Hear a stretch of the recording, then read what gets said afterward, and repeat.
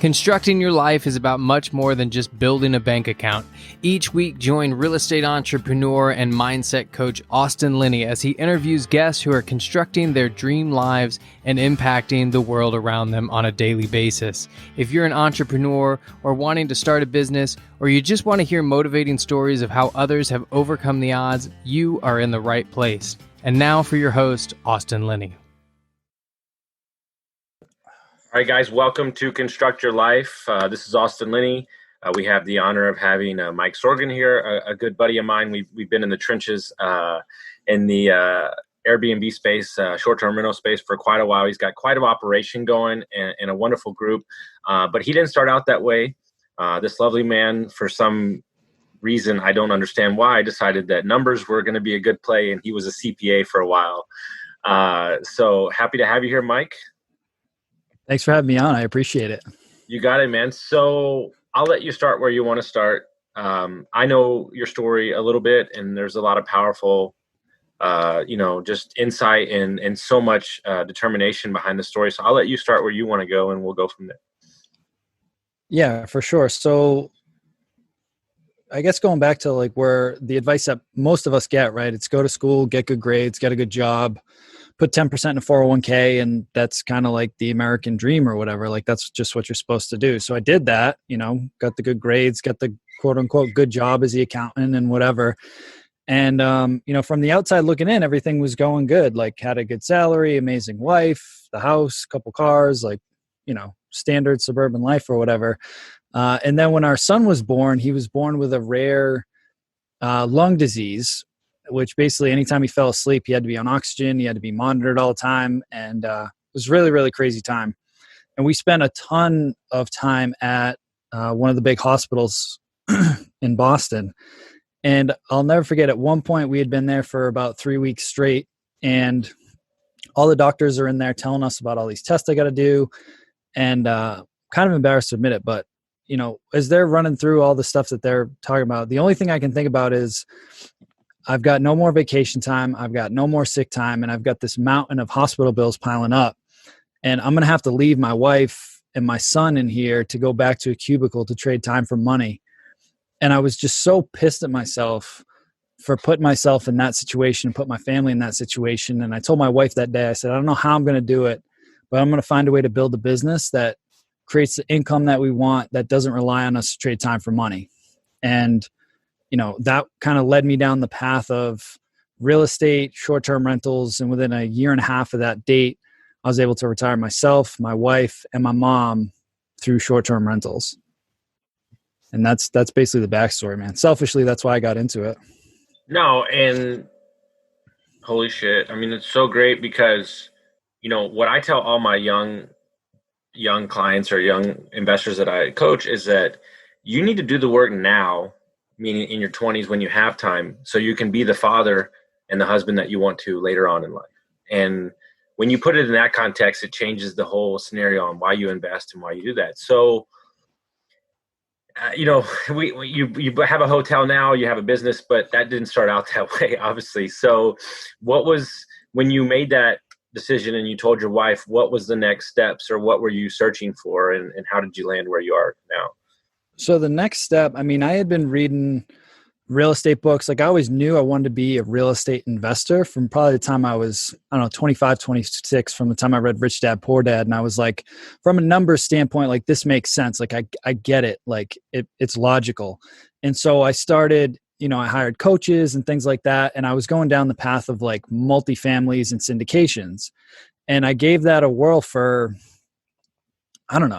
a while. Like even before my son got sick, like I was kind of dabbling in that space and I was doing out the math and I'm like, all right, if I need to replace, at the time, like a 6-figure income and all these different things, like I'm going to need a lot of freaking apartments to do this, based on, an average apartment might cash flow 100 to 300 a door. That's the national average. So, you multiply that to replace, a good salary. And it was overwhelming.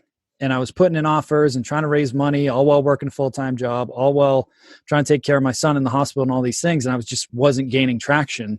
And then I met a gentleman in a mastermind that you and I are part of. And he was explaining to me how he was, generating anywhere from $1,000 to $2,000 a month with short-term rentals on properties that he didn't even own. And I was like, this sounds like a late night infomercial. Like, show me the numbers, man. This sounds like BS. And, he showed me the numbers and I was like, oh, okay, this makes sense. And so I wasn't necessarily sold on what he was doing, which was essentially like leasing somebody's property, then furnishing it and then renting it out and making the spread. I was like, I don't know. There's still a lot of cash involved and it just didn't really make sense. But I was sold on the concept of short-term rentals. Let's put it that way. So I told my wife about it. And, around that time, my son was starting to get a little bit better. And quite frankly, we just needed like a vacation because we were so exhausted from the past like year and a half of just endless. I didn't sleep for like a year and a half, like legit. And so we found this 2-bedroom condo up in the mountains in New Hampshire. Amazing place, like gorgeous mountain views in like the ski town that we like to go to in the winter. And it was reasonably priced. And I said, if I pulled a loan out of my 401k, because again, I did what they told me to do. I had a little bit of cash in a 401k. If I could borrow against the 401k, I think I got enough for a down payment and some furnishings and stuff. So we did that. We pulled out, I think it was somewhere around $60K between my wife and I's 401ks for a down payment, reno, and furnishings on this place. And we said, we're going to do this, but we're going to promise ourselves that every single month we're going to use this as a family no matter what. Like, that's the bottom line. And so we did that. And just like this guy told me, that thing, we've had it for 3 years now, and it's consistently generated about $1,500 a month net, like after all expenses, mortgages, cleaning fees, supplies, everything. And we use it every month. And I was like, this is the sickest real estate investing model ever. Like, I'm sold, but I can't live off of $1,500 a month and I don't have any more cash. So I started thinking about how can I scale this? How can I grow this without any money? And so I thought about it and I said, well, what if I found landlords that were trying to rent out their properties on a 12-month lease? And I just showed them what I was doing with this short-term rental and see if maybe they'd be interested in doing like a partnership deal. And long story short, I ended up, took me a lot of different pitches to try and refine it and figure out what their pain points were. But long story short, I got somebody to say, yeah, I'll do that.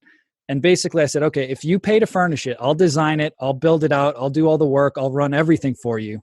But if I could take you from making $1,400 a month to $2,000 a month, is that something you'd be interested in?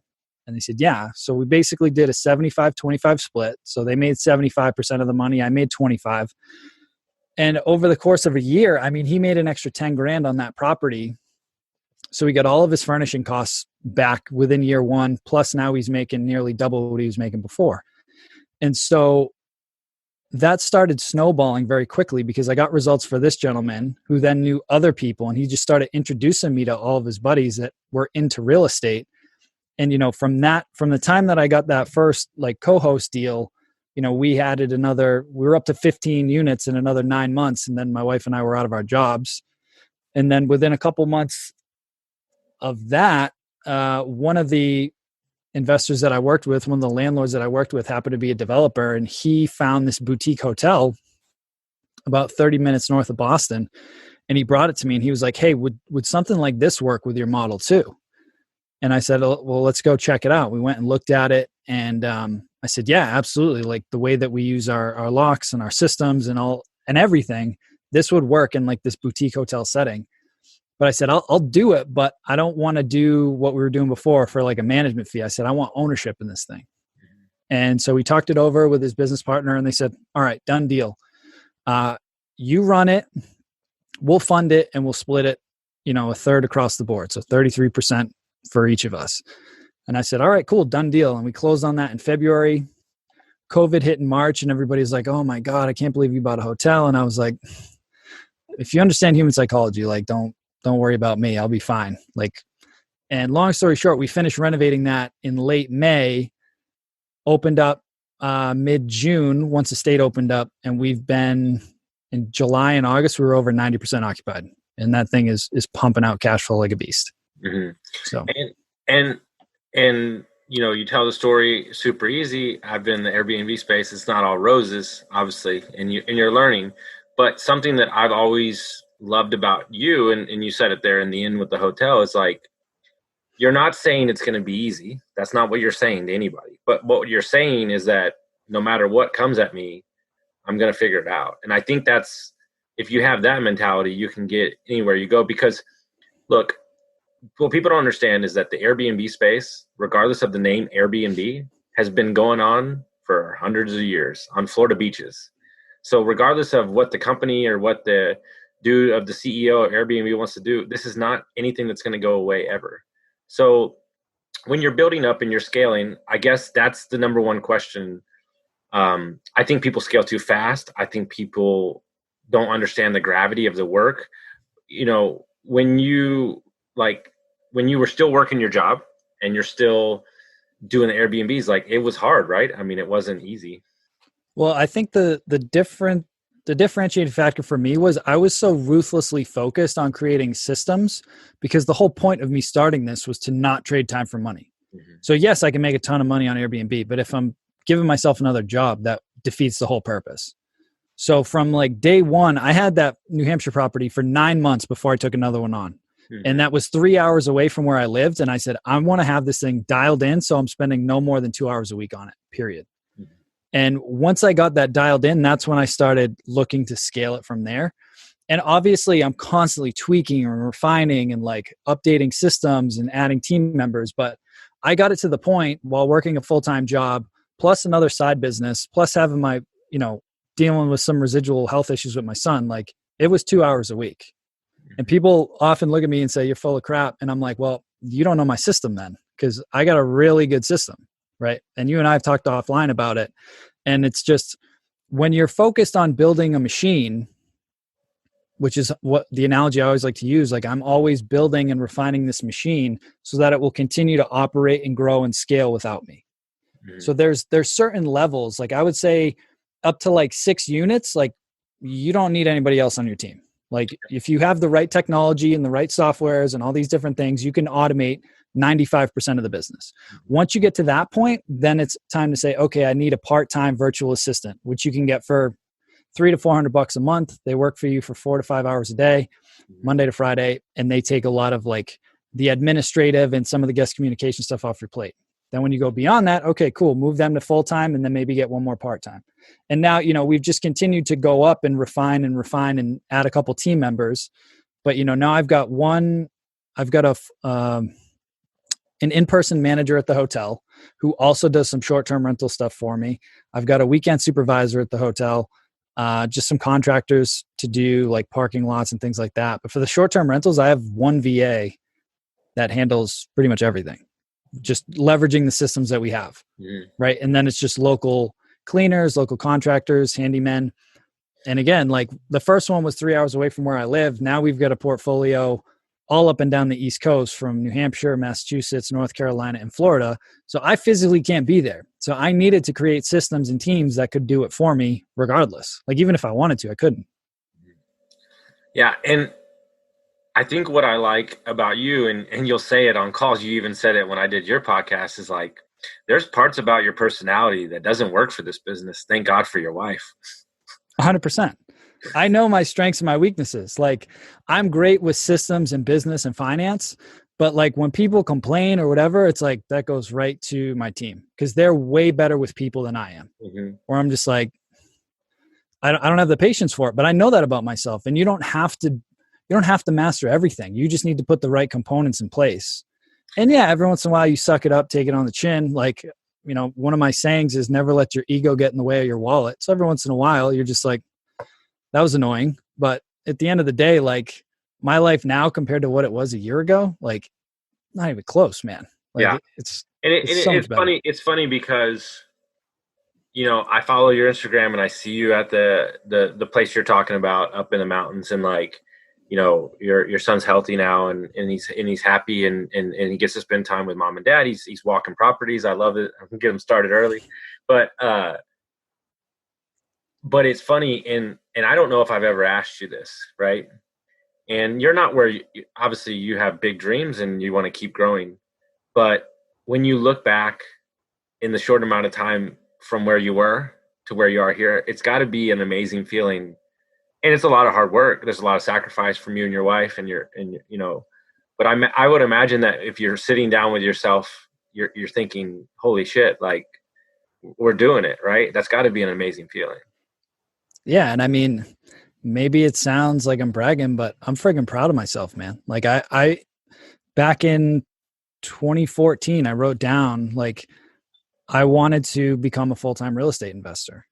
And it took me years to get to the point where I finally, and this is just general advice that I give to my students, is it was always a nice to have, but until it became a must, that's when it took off. Like when I had that day in the hospital and I said, I will figure this thing out or die trying, that's when it took off. Because the problem that most people have, especially that want to get going in real estate investing, they tend to have a stable corporate job or some type of other income that's paying the bills. So like they're comfortable, and your comfort will kill you. It will kill your dreams, like straight up, because it's terrifying and it's scary to push past that and go for it. Like I'll never forget that literally I was planning on quitting my job first, and then basically like my wife's company wanted her to start traveling and stuff again, and I was just like, you're done. Like just tell them that you're done. So she quit first, and then I was like, all right, now I really need to level this thing up and make even more income before I could quit. Well, it only took me two months from that day to put in my resignation. And I had a coach, kind of pushing me a little bit to be like, what's your number? Like, what's your number? When are you going to do it? Because you'll find that even when you get to that point, like when you could do it, you'll second guess yourself. Mm-hmm. And then one day I literally got up in the morning, I was doing my routine, and I finished up this meditation, and I just heard this voice. It was like, today's the day. Like, today's your day. Literally. And I called my boss on the way in, and I didn't even tell my wife yet. I just knew. I was like, this is it. And so I called him and I told him, and this was in like early to mid-November. And I said, listen, I'm like, I've been doing this real estate thing on the side for a while. And basically like I'm at the point where, I've replaced my income and I'm done. I said, I'm happy to work through the end of the year, help you transition, help find a new manager, train them up, transition everything over. But I'm done January 1st. And I was nervous as hell because he could have canned me right there. And I was like, but I just knew in my heart it was the right thing to do. And, it worked out. But that moment was amazing and terrifying all at the same time. I found that people, and I'm not speaking for your boss, but if you speak from the heart and it's your truths, they see it in your eyes or hear it in your voice, and they have no choice but to. Now, if they're just a piece of, whatever, that's on them. But I find that we hide a lot of back of what we want. Like, I know I did it for years on like, no, I'm going to live. Like, people don't understand. Like, you've met me. You haven't met me in person, but you've met me. I was like top 1% of like bartenders and waiters. Like, and that's hard to do in the country of a lot of them. Like, I was the shit. Like, it's not a joke. Like, I was good. But you're not being challenged because it's so easy. And I lived in that comfort for so long when all I really wanted to do was be a real estate investor or a coach or anything like that. And we as people deny ourselves our truths. And if there's ever a time, meaning these last 4 months and moving forward, this is the great awakening for everybody and understanding that the world is shifting. And if there's ever an opportunity to take the leap, now is the time. Yeah. And the interesting thing that he said to me, and I'll never forget it. And he goes, well, thank you for letting me know. He goes, I want you to know that I'm proud of you. And I wish I had the balls to do that myself. And so many people are in that place where they just wish that they could do it. And the truth is you just have to want it bad enough. And you have to be okay with like, yes, I was doing it a couple hours a week, but that was on top of a 50 to 60 hour work week, plus a side hustle, plus a sick kid, plus trying to be a good husband. So yeah, I was working a lot initially to get this thing rolling, but now I'm seeing the dividends, right? Now I do whatever the hell I want, right? I've become disciplined that I have routines, like doing some bookkeeping today. That's not the sexiest thing, but it's part of the deal. I'll suck it up and do that. But now, I mean, I just went upstairs, had lunch with my son, played with him for a few minutes, came down. Now I get to do this. I'll do some other stuff. Then maybe we'll go outside, play some cornhole, and it's a Wednesday and I get to do whatever the hell I want. And so let's stick here for a minute and then we'll switch into mindset and personal development, which is really all me and you really care about. But But for anybody that's listening, let's say new Airbnb guy, they've been thinking about it, they don't.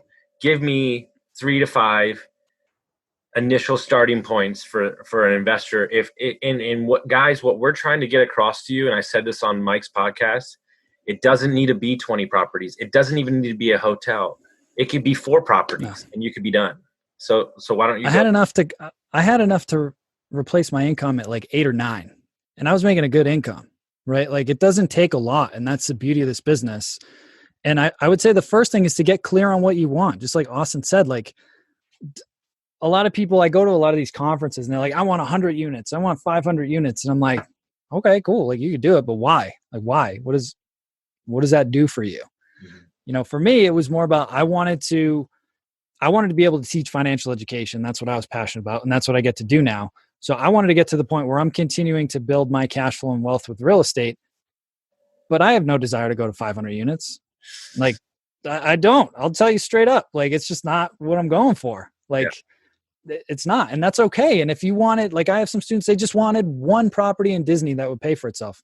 Amazing. That's awesome. Cool. Like, do you, like, don't feel like you have to quit your job or you have to have 20 units or whatever. It's one, just just be you. Like, what do you want? And screw what everybody else says. It doesn't matter. It's your life. Mm-hmm. So that's the first thing. Then the second thing is it's in this book, right? Think and Grow Rich. Like, get the specialized knowledge. Like, you can go out and try and figure it out on your own. I'll tell you personally, I bought every Airbnb course I could get my hands on. And I found mentors and friends and just people that were already doing it. And I'm like, all right, how are you doing it? How are you doing it? How are you doing it? And I was like a sponge. I just absorbed it and just continue to learn and find somebody that is at or above the level that you want to get to and just do what they tell you to do. Mm-hmm. Like, that's it. Like, now I have my own system that works for me. So that's what I know. But initially I had no clue what I was doing. So I went and found people that were doing it and I got bits and pieces from all of them. Mm-hmm. So get some education, get some accountability. So third is get some accountability, because there's going to be days whether you're tired or shit comes up or you just don't feel like doing it, that you need somebody to grab your hand and be like, dude, I love you, or lady, I love you, and I know what you're going after, and I won't let you off the hook from a place of love, because I know that this is what you want. So let's get to work and let's do it. Mm-hmm. And I've had a group of 5 people that, you know, we get on weekly calls for the last few years that, like, they know what I'm going towards and they hold me accountable to do it. Mm-hmm. Like, those are some key things. So know what you want, get the accountability around it, go out and get some specialized knowledge. And then I would say the last thing is just take action. Like, I was in a state of always analyzing deals and always consuming education and reading all these articles, but I wasn't going out and putting in offers and negotiating with landlords and actually doing the work, because I was introverted. And I can still be very introverted and I work on that constantly. But, like, if you don't put yourself out there, it's not just going to happen via osmosis. You have to go out. And I told Austin this, like, when I was trying to get my first deal, my first co-host deal, I was doing everything from, like, reaching out to people on Craigslist. I was hosting my own meetup. And there were literally a couple months where nobody showed up to my meetup. Not a single person came to that meetup. And I was like, cool, I'm going to keep doing it until people come. Like, period. Because I am all in. Like, I burned the boats, man. Like, this is it. Mm-hmm. And when you just have that mental shift that I will do this no matter what, and you have the faith, it will happen. Like, it's a law. It will happen. And more importantly, that was all amazing. But more importantly, it's not going to show up the way that you think it is either. Yeah, exactly. That's it. Yeah. So that's a perfect segue when you talk about mindset and switch. And it's something that me and you, I know that in our core working out, personal development stuff, is super important to us. So is this something that you've always believed in, or was this when you joined the mastermind the first time? How did this get incorporated in your life with personal development, mindset training? Because I truly believe that's one of the skills that separates you from other Airbnb operators, is that, it might not be easy, but you're always going to push through. 100%. And I think reading Rich Dad Poor Dad when I was like 25, that was like my first taste of like, the world isn't the way it is, like they tell us in school, right? And I was like, like what else is out there, right? And I started going a little deeper, and then I got into M1, right? Probably 5 years ago, and that changed everything for me. I mean, I was just doing some refinancing paperwork for the hotel, and I had to submit personal financials, and I was like, damn, dude, I've 5x'd my net worth in the last like 4 years, just from when I started personal development and kept it going. Mm-hmm. Like, that's it. Like, that fuels everything, to your point.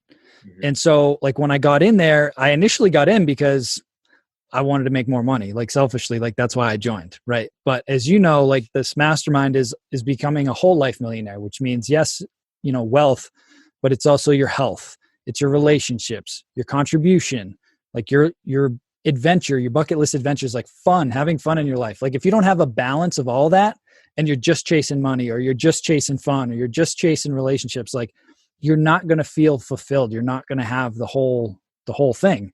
And since joining that, like, I ran a half marathon, a full marathon. I was training for an Ironman, and that didn't happen this year, unfortunately. I know you still went out and did it yourself like an animal.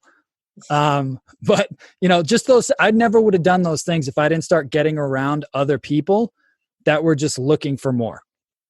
Well, it's funny. They asked me on the interview, Lucas Piper asked me, why do you want to join M1? And I said, because my dreams are bigger than the people around me. And he was like, boom, done. He's like, that's it. You're in. Yeah. And it was one of those things where, here's the truth. And I don't know if I've ever told anybody this. It was the first time in my life in 15 years I felt uncomfortable. Like, I was like, oh my God, there's dudes like moving weight, like big deals, like wholesaling, tons of Airbnbs. And at first, that initial uncomfortableness is awkward, but then you realize, oh, this is awesome. Like, because water is going to find its level. And like, I had 3 Airbnbs and they were killing me when I joined M1, like killing me. I was working 2 full-time jobs, and I met 2 people. And they were like, wait, you're not automating? You don't have keyless locks? Like, and it was like, boom, boom, boom. I did those things, and like, boom. I was like, oh, I could have 10 more.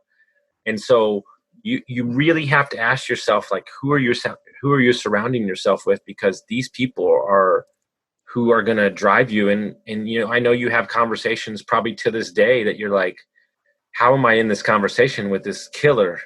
But like, it makes you become who you're becoming. Yeah. When I got in that accountability group, I remember feeling very uncomfortable. I was the only one that wasn't a millionaire back then. And it was like, all the way upwards of a couple million to like 5 or 6 million.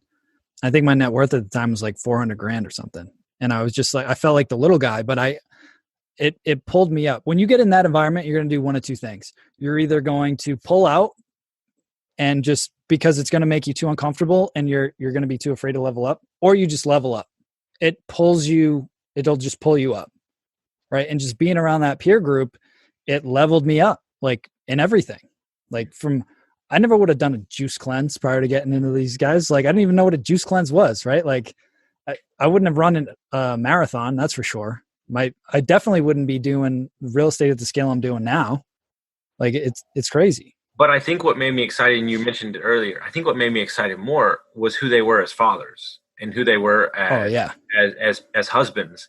And that you can have the whole package. It doesn't just have to be, oh, he's the rich dude that like works 24/7 and he's Mr. Grinch. Like, you can have it all. And we interviewed Maddie a couple weeks ago, and the snippet I pulled from it was like, you can have it all. I believe that, period. And if people tell me otherwise, I don't listen to them, because you can have it all. And I just saw him yesterday at the hotel, because we stayed at his hotel in Tahoe, and we're having lunch with him Friday. And I look at that man, and it's like, he's got 2 young daughters. He's a husband first, but he's got so much going on. Like, it's unbelievable.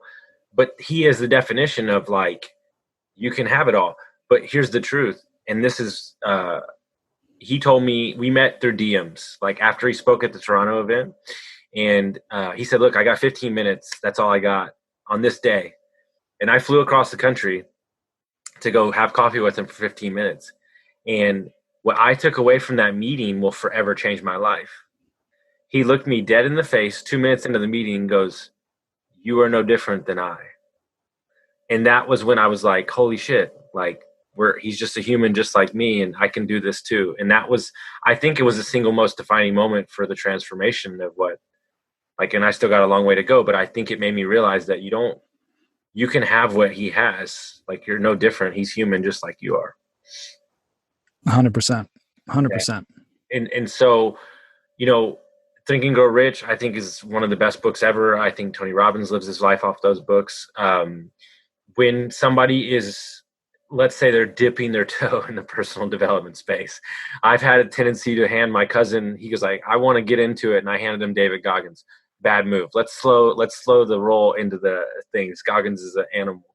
But what do you think overall, if you had to look at, everybody, there's people that don't love morning routines. Like, then don't do it in the morning, do it at night. Like, it doesn't have to be like everybody else. But overall, what do you think it does for you as a father, as a husband, as a business owner? Because like you said, it 5 times your business, the personal development space. It's shifting your identity. So we all have this self-image of who we are subconsciously. And until you change that, think of it like a thermostat in a room. So like at the time, like my thermostat was, I don't know, call it 120 grand a year. Like that was my thermostat. That's what it was set to. And until I reset that and cranked it up, I would always find I may get close to passing it and then I would cool off. Like I would screw up something or whatever. So the biggest thing is you have to change your self-image. Like Maddie's right. Like, I'm no different than you. You're no different than me. The listeners are no different than either of us. The only thing that's different is how we view ourselves. And that's the only thing that matters. Like, that is literally the only thing that matters. Like, when you can change your self-image to be in alignment with what you actually want, like, I created the Airbnb guy. Like, I'm the Airbnb guy, but I created that. Like, when people used to ask me what you do, I would always just say, oh, I'm a CPA. I never tell people I'm a CPA. Ever now. That's not who I am anymore. I'm the Airbnb guy. Like, that's who I am from a professional standpoint, right? So when you have that identity shift, and Rock talks about that, and he wrote a book about it called The Power of Your Identity. When you do that, and you do that through affirmations, visualization, just constant repeated drilling into your subconscious mind, like whatever your goal is, like say you wanted to make $6,000 a month of real estate to be able to quit your job, right? Literally just write it down. I write down the same things every single day in my journal every day.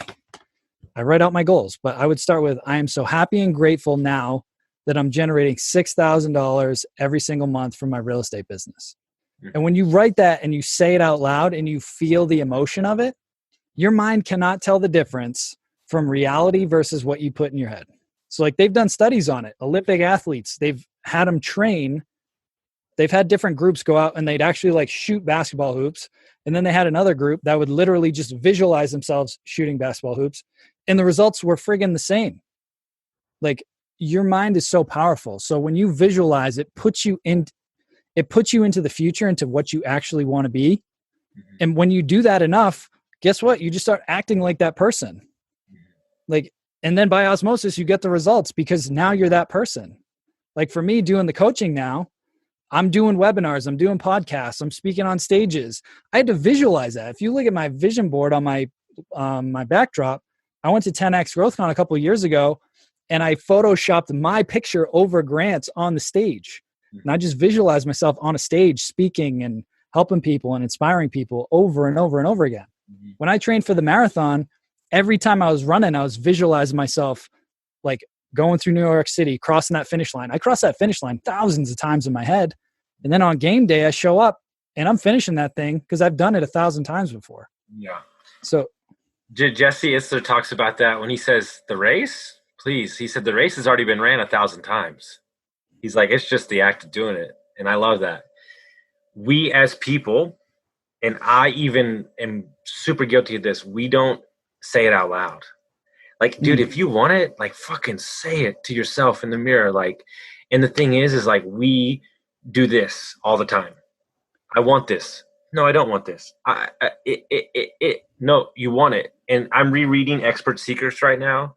And it's an amazing book because everybody on this planet has a gift. Everybody. Yeah. It doesn't matter if it's selling fruit on the side of the freaking whatever, but you as a person have to tell yourself that that's what's going to happen and never walk away from it. Because look, I said it to somebody last night. We had dinner with a bunch of investors.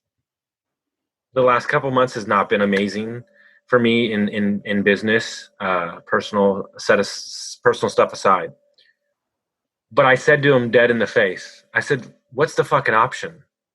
Is it for me to give up and go sell perfume at Abercrombie and Fitch? I don't understand. Like, this is my life. Like, regardless if I bring in $1,000 a month or $30,000 a month, this is the path I've chosen. So shut the fuck up, stop complaining, and just do it. And guess what? It's not going to be pretty. It's going to be bloody. It's going to be scary. It's going to suck. There's days, and I'm sure you go through this, where I'm like, why the fuck do I have a podcast? Like, why do people want to listen to this?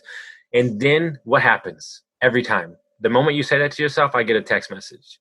Oh, dude, thank you so much. Like, I listen to your stuff every morning. And I'm like, oh, that's all I needed. One person. We're good. And I think people deny who they are on a daily basis. And you have to remove yourself from that. Yeah, for sure. And there's going to be people that doubt you, whether it's your parents, your family, your friends, whoever. And the best advice I can get you is, again, get yourself in like a supportive accountability group that like believe and encourage and challenge you. Cause like, I still have amazing longtime friends. Like, I love them, but my inner circle now that I spend a lot of my time with, I am ruthless with my time, by the way, like ruthless. Mm-hmm. And I learned that from Maddie. And like, I want to surround myself with people that are going to constantly pull me up, like constantly. Like if I'm the biggest fish, I'm in the wrong pond, right? Like that's just how I operate. And every time I do that, it just continues to pull me up, and it makes me feel more alive. And I just have way more fun, because when you're, I don't know, say you're making 50 grand a year, or you're making 100 grand a year, and a lot of your friends are making 50, like you tend to like want to play down to that. Like when you're hanging around them, like maybe you don't get the fillet when you're out to dinner because like you feel bad or whatever, or like you kind of downplay, or you don't want to get that new car because they're going to be like, oh, look at you, showboat. It's like, I don't really care anymore. Like, I'm going to do what I do, but I want to be around people that like, that's the norm, and you can have it all. And I can hang out and play with my kid. And yes, I'll probably go play cornhole bag toss with him for a couple hours today and like have fun. And I have zero guilt about it. I remember when we bought this house, my wife was like kind of embarrassed to like bring people over because it's a big ass house. And I was like, dude, I don't care. You know how many hours I put in while everybody else is watching TV and I'm working till 2, 3 in the morning over the last 6 years? I could give a shit. Like, we earned it. Yeah. And we as people, what I try to tell my employees and what I try to tell anybody that's around me is, if you can wake up every day and understand that Gary Vee thinks he's playing small, then you need to get your shit together. Because I mean, there's always the next level, no matter where you are. And that's the beauty of it. Like, it's not about the big house or the money or anything else. It's about you becoming that next version of yourself. Mm-hmm. That's all that it is. And then the next version and the next version. Like, for me, my purpose is to just grow, to evolve into the best and highest person that I can become while I'm on this planet. Like, that's it. And pull everybody else up around me that wants to come along for the ride. I'm not going to force you, but if you want to come along, let's roll. Like, let's do it. It's the truth. And I would imagine there's moments, and we'll kind of wrap it up around here, that the hotel thing is always interesting, because I worked in that business for so long. I would imagine the realization of that is kind of a holy crap moment a lot of mornings, right? When you're like, and like you're doing the work, right? But you're like, oh wait, it's my hotel. Like, I would imagine, and it's not the end, it's not the beginning, it's the middle, and you're always in the process. But I would imagine that the feeling of that, and you know what? Matthew Thorpe said something to me yesterday. He goes, we as people because I feel good. Like I've lost 50 pounds. Like I feel good about myself. Like it feels good. Like I feel healthy. I feel 27. He says, we as people do not celebrate our goodness enough, and we shy away from talking about how proud we are of ourselves. Yeah. And we need to stop doing that. If you're putting in the work, like be proud of it. Yeah. A lot of people get caught in these conversations of like, it's almost like cool to like have it worse off. Like it's like the poor me thing times 12. But if you go the other direction, it's like, well, I'm one-upping you. It's frowned upon. But it's okay to like continue to beat yourself down into the ground. Don't play that game anymore. I don't even get into those conversations anymore. Mm-hmm. And yeah, I mean, I'll be honest. Every time I hit a big goal, it feels awesome for like 10 minutes. Mm-hmm. Like straight up. Like the day we closed that hotel, I was like, like that was friggin' awesome. And then it was like, all right, what's next? Right? Like seriously. And that's just, I finished the marathon. I felt amazing. And then I was like, all right, Ironman. Like what's next? Like, cause again, I'm just constantly pushing myself. And it's not that I'm not, I'll say this, I'll never be satisfied, but I'm always grateful. Yep. Right? Like when you can balance that, like never be satisfied, but super grateful for where you are, it's always going to push you up and up and up. Yeah. And the thing that I always go back to with folks where they're like, well, I'm comfortable where I am. And I'm like, that's fine. But guess what? Like, what do you care about? I was talking to a guy the other day and he's like, oh, I'd love to give some more money to this like Veterans Association. I'm like, that's amazing. I'm like, how much can you give now? He's like, I don't know, like a couple $100 a month. I'm like, cool. Well, if you leveled your game up, maybe you could do 50 grand a month. Like, I know for me, two of my goals in here, I want to give $1 million to Operation Underground Railroad and Boston Children's Hospital every year. Mm-hmm. OUR rescues kids from sex slavery, and Children's Hospital, you know, help my son get better. Mm-hmm. That's in there. Mm-hmm. That drives me. Like find a way to get leverage on yourself where you're helping people and yourself, period. Yep. Yeah. I mean, it's one of the things like Tony Robbins talks about all the time. Like if you can't give any money when you're broke, then you won't give money when you're a millionaire. And we, by not giving back, and you can give to whatever you want. You can give to trees. I don't even care. Like save to the trees. It doesn't matter to me, like, which is super important. But you're telling yourself that there's more out there. You're not living in scarcity. You're telling yourself there's abundance by giving. There's so much more universe to it than just the giving part. 100%. So how can you have a great course? You have a private Facebook group. You have your own podcast. Just tell the listeners how they can get a hold of all those avenues and how they can learn more. Yeah, for sure. So I'd love for you guys to check out the new podcast. We released it, I don't know, a couple months ago. It's called STR Secrets, Short-Term Rental Secrets. You can find it on iTunes, Spotify, all those different places, Google Play. We also post the videos on YouTube. You can find me on Facebook and Instagram at the Airbnb guy. I've got a bunch of free resources and a free training at strsecrets.com. I do run an elite mastermind. It's called the STR Secrets Mastermind. You can learn more about that on the website. Again, but check out the free training at the least. I try to keep it short and sweet. It's like 28 minutes long, breaks down the different systems, like my journey, some different case studies to show you real world numbers on how this whole thing works. And then if you're interested, you can book a call with me. We'll do a one-on-one strategy session, and then I'll tell you about the mastermind. So, and then what we'll do is then we'll pull back the real curtain on short-term rentals. I'm just kidding. You know? When you dial it in, man. Yeah. When you dial it in, it's a game changer. The thing is that people understand, and I'll leave them with this. Regardless of the economy, regardless of COVID, regardless of whatever, there is real money to be made in real estate investing, bar none. And if that's Airbnbs, if that's multifamilies, if that's mobile home parks.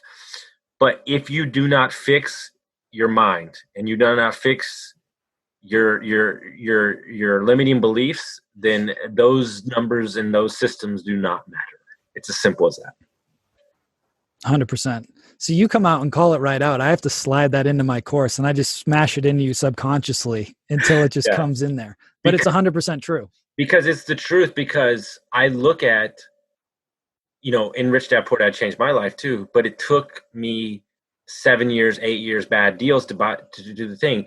And what people don't do enough, right, is when I sold a property in February, it had nothing, don't get me wrong, I'm not mad about the cash we made, but it had nothing to do with selling the properties. It had to do with, I found the deal, I did the remodel with my family, I ran an Airbnb for 2 years, and then we sold it.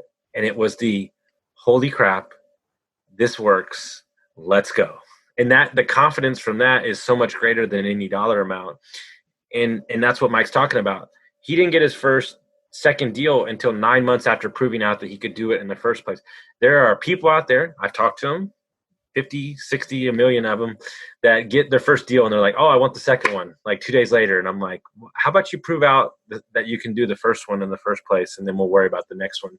Because if you're building your life on legacy and you're building your life and your why's bigger than a dollar amount, where are you trying to get to? There's no rush. There's no rush. There's no rush. Long life. You meet these 24-year-old investors, and I'm like, guys, you have 65 years. Like, where are you trying to go? So, but dude, I just want to tell you that I appreciate all the value that you bring, and I appreciate watching your story. I will be in the Big B probably in late October, so I can't wait to stay at the hotel. I'm going to give it the worst review that's ever got. No, I'm just kidding. I said the same thing to Matt Thrupp. He's like, no, you're not staying in my place.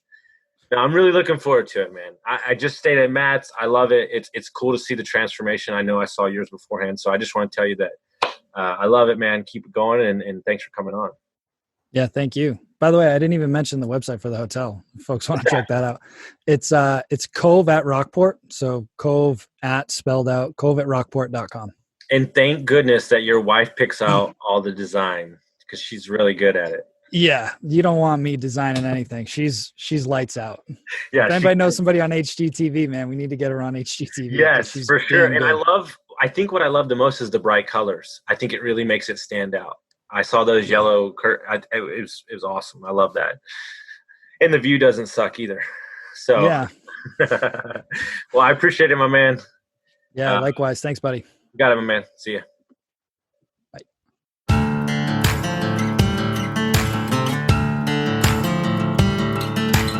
Thank you for listening to Construct Your Life with Austin Linney. If you enjoyed this episode, be sure to rate, review, subscribe, and pay it forward by sharing with a friend. Most importantly, take this opportunity to start constructing your life by taking immediate action on what you learned. For show notes, resources, and more information on one-on-one coaching with Austin, visit constructyourlifepodcast.com.